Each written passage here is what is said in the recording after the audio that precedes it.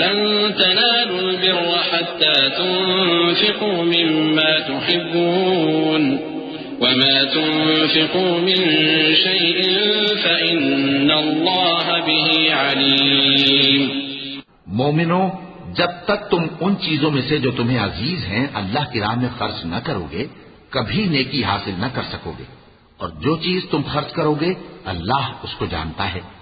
كل الطعام كان حلا لبني إسرائيل إلا ما حرم إسرائيل على نفسه من قبل أن تنزل التوراة قل فأتوا بالتوراة فاتلوها إن كنتم صادقين فمن افترى على الله الكذب من بعد ذلك فأولئك هم الظالمون. قل صدق الله فاتبعوا ملة إبراهيم حنيفا وما كان من المشركين. إن أول بيت وضع للناس للذي ببكة مباركا وهدى للعالمين فيه آيات بينات مقام إبراهيم ومن دخله كان آمنا ولله على الناس حج البيت من استطاع إليه سبيلا ومن كفر فإن الله غني عن العالمين. بنی اسرائیل کے لیے تورات کے نازل ہونے سے پہلے کھانے کی تمام چیزیں حلال تھیں بجز ان کے جو یعقوب نے خود اپنے اوپر حرام کر لی تھی. کہہ دو کہ اگر سچے ہو تو تورات لاؤ اور اسے پڑھو، یعنی دلیل پیش کرو. اب جو اس کے بعد بھی اللہ پر جھوٹے افطرا کریں تو ایسے لوگ ہی بے انصاف ہیں.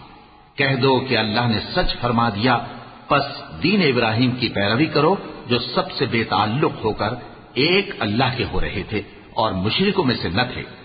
سب سے پہلا گھر جو لوگوں کی عبادت کرنے کے لیے مقرر کیا گیا تھا وہی ہے جو مکے میں ہے، بابرکت اور جہان والوں کے لیے موجب ہدایت. اس میں کھلی ہوئی نشانیاں ہیں جن میں سے ایک ابراہیم کے کھڑے ہونے کی جگہ ہے. جو شخص اس مبارک گھر میں داخل ہوا اس نے امن پا لیا، اور لوگوں پر اللہ کا حق یعنی فرض ہے کہ جو اس گھر تک جانے کا مقدور رکھے وہ اس کا حج کرے، اور جو اس حکم کی تعمیل نہ کرے گا تو اللہ بھی اہل عالم سے بے نیاز ہے. قل يا أهل الكتاب لم تكفرون بآيات الله والله شهيد على ما تعملون. قل يا أهل الكتاب لم تصدون عن سبيل الله من آمن تبغونها عوجا وأنتم شهداء وما الله بغافل عما تعملون. يا أيها الذين آمنوا إن تطيعوا فريقا من الذين أوتوا الكتاب يردوكم بعد إيمانكم كافرين وكيف تكفرون وأنتم تتلى عليكم آيات الله وفيكم رسوله ومن يعتصم بالله فقد هدي إلى صراط مستقيم. کہو کہ اے اہل کتاب تم اللہ کی آیتوں سے کیوں کفر کرتے ہو جبکہ اللہ تمہارے سب اعمال سے باخبر ہے.